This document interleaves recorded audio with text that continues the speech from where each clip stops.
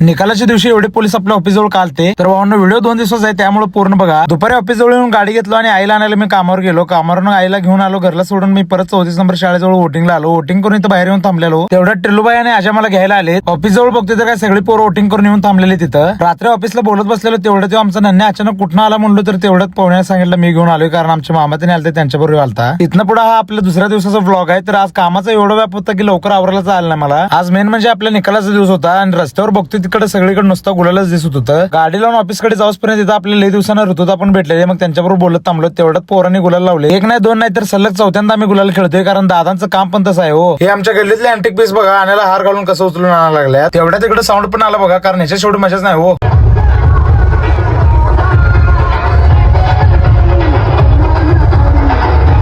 दादा आल्यावर मग आम्ही सगळेजण तिथनं रॅली काढलो. गुलाब कॉलनीत आल्यावर दादांना आरतीला बोललेत. मग आम्ही सगळेजण इथे थांबलो थोडा वेळ. असं करत संपूर्ण वाराड सगळं फिरून काढलो. मग इथं आल्यावर परत दादांची आरती करून घेतली. डायरेक्ट मग बापटमाळ्याजवळ येऊन थांबलो कारण इथं रोहित त्यांच्या घरात गेलते दादा त्यांनी. इकडे तर काही भाऊ वट्ट सुट्टी देऊन चालता फटाकड्यापेक्षा मोठा आवाज काढाल फायरिंग पाडून.